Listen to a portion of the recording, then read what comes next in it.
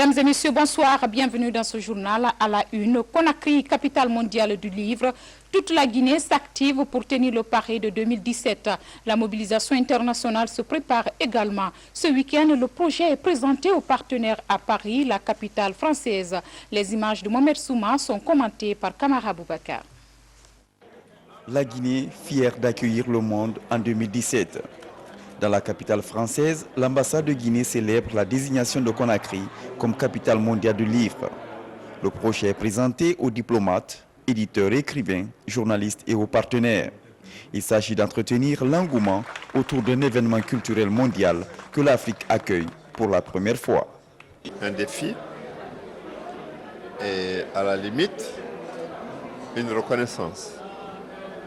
Les efforts qui sont faits par le gouvernement, par le président de la République, pour que le savoir revienne en Guinée, après des décades de médiocrité, ce n'est qu'une chance pour notre pays de se relever. C'est avec le savoir, avec la culture, avec la lecture, que vous arriverez à relever un pays. C'est extrêmement important pour Conakry, pour la Guinée, mais pour toute l'Afrique.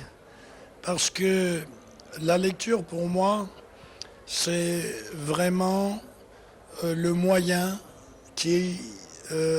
ludique qui permet de s'ouvrir, d'entrer dans un monde qui paraît irréel, mais qui vous fait rencontrer d'autres mondes, d'autres imaginaires. La Guinée vient de remporter un véritable succès culturel par la désignation de Conakry comme capitale mondiale du livre. L'enjeu est de développer les infrastructures liées à l'industrie du livre, d'inciter la culture de la lecture dans le pays à l'ère du tout numérique. Notre véritable projet, c'est que Conakry soit la capitale africaine du livre. Donc c'est le rêve qu'on est en train de bâtir. C'est un processus qui commence maintenant, qui va continuer. Donc nous nous sommes lancés le défi de faire la promotion du livre et de la lecture parce que le livre peut contribuer au développement de notre nation. La mobilisation mondiale autour de ce projet ambitieux va se poursuivre à l'étranger et dans le pays. Des cercles d'influence se mettent déjà en place pour que la Guinée relève cet autre défi culturel. Autre actualité culturelle, c'est l'ouverture d'une bibliothèque dans la sous-préfecture de Bodje à Dalaba. Fruit de la coopération guinéo-allemande, cette bibliothèque contient près de 8000 ouvrages, toutes séries confondues, avec une capacité d'accueil de 50 lecteurs par jour. Mamadou Pate Baldé, RTG Mamou. La bibliothèque de Bodje est l'une des bibliothèques les plus animées et équipées du pays. Réalisée vers les années 2003 grâce à la coopération guinéo-allemande, elle est l'œuvre de l'ONG École Solidarité de Bodje. Dans ses rayons, plus de 7000 ouvrages de toutes spécialités confondues. On a des livres de littérature africaine, on a des fictions, nous avons des sciences, il y a de la mathématique, il y a de la chimie, de la physique, un peu du tout on en possède. Quand même, si ça s'améliore, nous serons aussi contents. C'est pour promouvoir un échange culturel entre élèves guinéens et allemands que l'ONG allemande École Solidarité de Bodje a tenu à implanter cette bibliothèque dans la sous-préfecture de Bodje. Notre ONG École Solidarité de Bodje a pensé que ça rejoint notre idée pour la formation des gens, pour la culture générale. Et c'est ce qui fait qu'elle a accepté d'investir et d'équiper la bibliothèque en livres de tout genre. Avec un taux de fréquentation de 50 lecteurs par jour, cette bibliothèque assure également la formation des tout-petits. Il y a naturellement des livres spécifiques. Et je parlerai par exemple du livre de Kamara Laye, je parlerai du livre du professeur Alpha Condé, je parlerai des livres de Léopold Sédar Senghor, je parlerai des livres de Nelson Mandela, de Aimé Césaire. Et moi-même, j'ai écrit un livre pour la chimie organique qui se trouve ici dans cette bibliothèque. Il a envoyé des documents, il a envoyé des ordinateurs, il a envoyé toutes sortes de choses pour la petite enfance. Présentement, nous nous disons Dieu merci si les moyens nous permettaient de nous envoyer quelques documents de technologie, c'est ce qui nous manque ici, et de la philosophie. Cette bibliothèque contribue donc fortement à l'amélioration de la culture intellectuelle des élèves de Bodje. Le théâtre au service de la paix, à plus de 2 semaines de l'élection présidentielle, les jeunes de la commune de Kaloum ont livré une représentation théâtrale basée sur l'éducation citoyenne. Une activité du Sénafod pour l'organisation d'une présidentielle apaisée et transparente. Abdulaziz Baldé, reportage. Pour la présidentielle du 11 octobre prochain, toutes les stratégies visant à aboutir à une élection apaisée sont envisagées par la société civile. Comme ici à Kaloum, où le Sénafod réunit les jeunes pour une éducation citoyenne. Le message passe à travers une pièce théâtrale de la troupe Muse dans le numéro appelé Cours commune. Objectif, vivre en harmonie dans la cité avant, pendant et après l'élection présidentielle.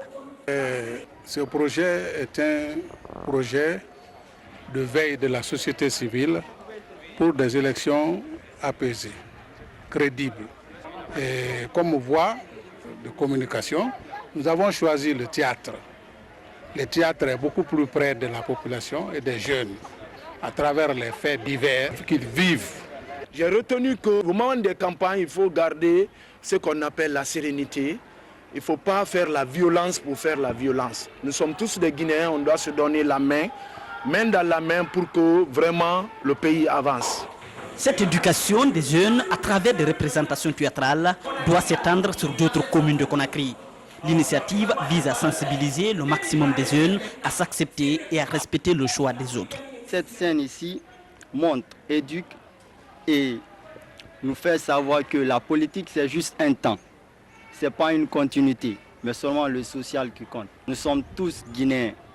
La Basse-Côte, Moyenne, Guinée, Haute-Guinée, Guinée forestière, nous sommes tous Guinéens. Nous ne pouvons pas nous séparer. Après, comme je l'ai dit tout de suite, c'est un temps. Après ce temps, on se retrouve, on parle, on fait tout ensemble. C'est une façon de sensibiliser la population et montrer encore à la population que ce n'est pas un problème d'ethnie. Tout le monde a le droit de voter une fois que vous êtes recensé. À travers cette représentation, les initiateurs ont voulu montrer aux jeunes que la Guinée passe avant tout. À présent, ce geste humanitaire du Centre national d'orthopédie en faveur des enfants handicapés. Ils sont 40 enfants à bénéficier de ces appareils orthopédiques. Une initiative saluée par les bénéficiaires et leurs parents. Mohamed De Camara revient sur la cérémonie de remise. Suivez. Des appareils orthopédiques pour améliorer la mobilité de 40 enfants handicapés de Conakry et de l'intérieur du pays. Le geste est du Centre national d'orthopédie grâce à un appui financier de l'UNICEF. Ces appareils vont leur permettre premièrement de vaquer à leur occupation quotidienne, aller à l'école, aller au travail. Ça va beaucoup changer dans ma vie. Par exemple, quand je marche avec ce bois, ça, je suis un peu gênée de ça. Maintenant, quand je reçois un protège, maintenant, je peux marcher comme les autres. Ces protèges vont permettre à ces personnes à mobilité réduite d'avoir les mêmes chances que les enfants normaux. Les parents n'ont pas voulu que leur enfant soit ainsi. La nation guinéenne non plus n'a pas souhaité avoir des personnes handicapées. Personne ne peut rien contre la volonté de Dieu. Au nom du gouvernement guinéen, que nos engagements au niveau des institutions internationales seront toujours respectés.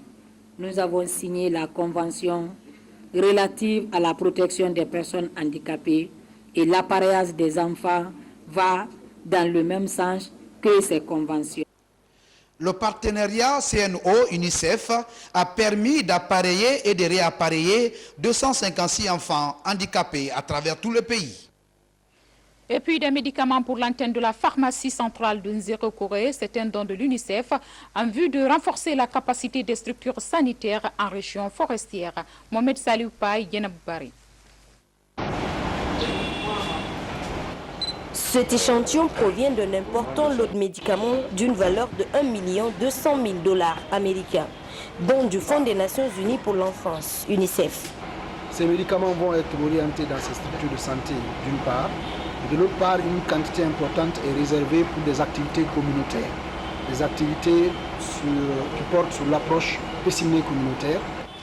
En recevant ce don de médicaments, les autorités administratives et sanitaires de Zérékoré ont vivement remercié l'UNICEF, qui n'est pas à son premier geste. Ce n'est pas une première et je crois que ça ne serait pas la dernière. Mais déjà, je peux mettre en confiance l'UNICEF que ces produits seront utilisés à bon escient. En tant que partenaire privilégié de la Guinée, l'UNICEF, toujours aux côtés des autorités guinéennes, promet ne jamais désarmer jusqu'à l'éradication totale du virus Ebola. L'humanité célèbre la journée mondiale du tourisme ce 27 septembre 2015. À l'instar des autres pays, la Guinée la commémore sous le thème « 1000 touristes pour 1000 opportunités ». À propos, voici la déclaration du ministre du Tourisme, commentée par Mohamed Sayar Souma. Le 27 septembre de chaque année, la communauté internationale célèbre la journée internationale du tourisme. La Guinée, membre de l'Organisation mondiale du tourisme, commémore la journée sous le thème « 1000 touristes, 1000 opportunités ». Dans le domaine, le pays fait du chemin. Les résultats enregistrés au cours de ces 5 dernières années sont très encourageants et portent notamment sur l'afflux massif d'investisseurs privés dans le secteur hôtelier avec un volume global d'investissement de plus de 300 millions d'euros. La création en perspective à l'horizon 2020 de plus de 3 000 emplois directs et 5 000 emplois indirects dans le secteur hôtelier. La diversification des infrastructures hôtelières avec une capacité d'accueil de plus de 2500 chambres. Le premier responsable du tourisme met à contribution tous les acteurs de la vie publique en vue de préserver ses acquis. Je lance un appel à tous les acteurs de la vie politique et économique pour qu'ensemble et en toute responsabilité, chacun puisse apporter sa contribution au développement durable du tourisme dans notre pays. C'est à cette condition seulement que nous parviendrons à promouvoir le tourisme guinéen au plan national et international et à perpétuer les vertus du dialogue, de la paix et du développement durable prônés par l'Organisation mondiale du tourisme et si cher à notre président bâtisseur, le professeur Alpha Condé. À présent, ce communiqué qui vient de nous parvenir, le bureau de presse de la présidence de la République remercie les responsables de la presse nationale pour tout l'intérêt qu'ils portent à la couverture de la cérémonie d'inauguration du barrage Caleta le lundi 28 septembre 2015. Il informe par la même occasion que toutes les rédactions sont invitées à reprendre le signal qui sera produit par la RTG. Les badges pour l'accès sur les lieux sont disponibles au bureau de presse de la présidence de la République et pourront être retirés demain dimanche 27 septembre dès 9h. Conakry, 26 septembre 2015, le bureau de presse de la République.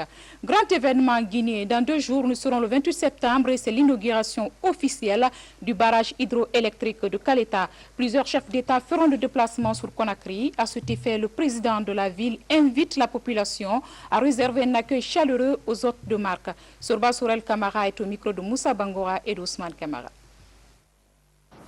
Je suis particulièrement heureux de vous annoncer, au nom de Monsieur le Président de la République, chef de l'État, le professeur président Alpha Condé, que le gigantesque barrage hydroélectrique de Caleta sera inauguré le lundi 28 septembre 2015. L'inauguration du barrage de Caleta est l'événement le plus important de la fierté recouvrée des Guinéens qui coïncide à l'anniversaire de la date la plus historique de l'indépendance de notre pays, 28 septembre 1958. Pour rehausser par leur présence le niveau de cette importante cérémonie, plusieurs chefs d'État et de gouvernement amis du professeur Alpha Condé et de la Guinée ont annoncé leur présence à Conakry.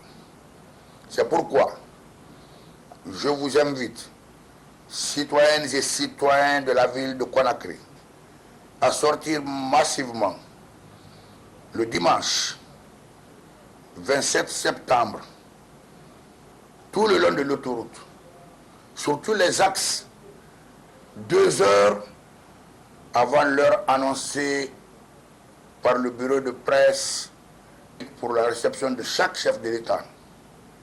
Aussi, pour le lundi 28 septembre 2015, je vous convie à vous remobiliser à partir de 7 heures de Sérouturia à l'aéroport Conakry-Bessian. Nous devons sortir massivement pour témoigner notre reconnaissance au professeur président Alpha Condé. La direction générale du projet d'aménagement hydroélectrique de Caleta convie les personnalités désignées ci-après, messieurs les secrétaires généraux des départements ministériels, les directeurs nationaux, les directeurs généraux des services publics et parapublics, à prendre part à la cérémonie d'inauguration du barrage hydroélectrique de Caleta, prévue le lundi 28 septembre 2015 à partir de 10 h à Caleta. La dite cérémonie est placée sous la haute autorité de son Excellence, Monsieur le Président de la République, professeur Alpha Condé. Les personnalités citées plus haut qui n'auraient pas reçu leur carte d'invitation sont priées de bien vouloir les retirer auprès du représentant du projet Caleta au rond-point de Kagbélé station pour tout renseignement complémentaire appelé au 664 21 52 37 ou au 622 57 15 62. Le directeur général est l'âge Lansana Fofana. La consolidation de la paix en Guinée, une préoccupation des leaders religieux. Le premier imam de la grande mosquée Faïsal a organisé une lecture du Saint-Coran afin de mettre à contribution les chefs religieux pour la paix sociale et l'unité nationale. Zakaria Bangora. Ce sont au total 90 imams ratibs des 5 communes de la capitale qui se donnent rendez-vous ici à la grande mosquée Faïsal de Conakry. Une initiative du premier imam de la plus grande mosquée du pays, en accord avec certains hauts cadres de l'administration publique. Nous nous confions à Dieu. Nous sommes à lui, nous y retournerons. Nous confions à lui, nous confions notre pays à lui. Nous prions de toute notre force que Dieu fasse que ce pays connaisse le bonheur dans la paix, dans l'unité, dans la prospérité. Le génie guinéen, c'est quoi? C'est d'accueillir ce qui distingue. C'est de refuser ce qui sépare et de privilégier ce qui rassemble. Le Coran nous invite à nous rassembler. C'est ce qui nous a motivés. Cet instant religieux a offert l'opportunité au premier imam de la grande mosquée de Conakry de rappeler le rôle des imams. Et l'âge Mohamed Saliou Kamara a ensuite mis l'accent sur le comportement de tout bon croyant envers son créateur. Et puis, ce public reportage, une trentaine d'agents formés par les experts de la coopération française.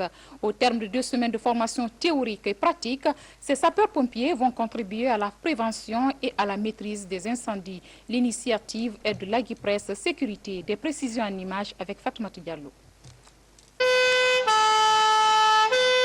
C'est pour prévenir au quotidien les incendies que la Guinéenne de prestation met à la disposition des entreprises et des particuliers ses équipes de sapeurs-pompiers, ainsi qu'une logistique de taille. Ce sont des extincteurs ou alarmes incendie, un poste de contrôle, une ambulance, un camion de premier secours, une fourgon-pompe et autres accessoires. Aujourd'hui, n'importe qui en particulier, pour moins d'1 million de francs guinéens par mois, peut avoir 2 détecteurs d'incendie à son domicile, 2 extincteurs, un audit de son site, la formation à l'utilisation des moyens des extincteurs, ainsi que l'intervention des pompiers si un début d'incendie ne pouvait pas être maîtrisé. L'Aguipresse Incendie, leader reconnu en sécurité grâce à la mise en place de procédures opérationnelles pour la protection des personnes contre les dangers liés aux incendies. L'Aguipresse Incendie, c'est pour répondre un peu aux préoccupations de la population. On a constaté qu'avec l'arrivée de l'électricité, il y a de plus en plus de feux et l'État ne peut pas tout faire. Donc nous nous sommes proposés de pouvoir aider un peu par un système d'abonnement. Naturellement, nous aidons un peu les populations aux alentours dans le cadre de l'intervention de l'assistance à personnes en danger. L'Aguipresse Sécurité est une entreprise de droit guinéen spécialisée dans le gardiennage, la sécurité privée et à l'assistance aux personnes. Ce nouveau service de l'Aguipresse va contribuer à la limitation des dégâts en cas de sinistre, à l'installation d'un système de sécurité incendie pour mieux gérer les risques auxquels les populations sont confrontées. En bref, sport, les 22e éditions du championnat d'Afrique de basketball féminin qui regroupe 12 sélections nationales se poursuivent à Yaoundé. La Guinée a disputé hier son premier match contre l'Égypte. Score final 81 points contre 73 en faveur de l'équipe égyptienne. Nous y reviendrons avec Mami Ebelemou et Sekou Sibi, nos envoyés spéciaux au Cameroun. Mesdames et messieurs, c'est la fin de cette édition. Merci de nous suivre à Sangarédé partout dans le monde. Je vous retrouve demain dans le journal de midi.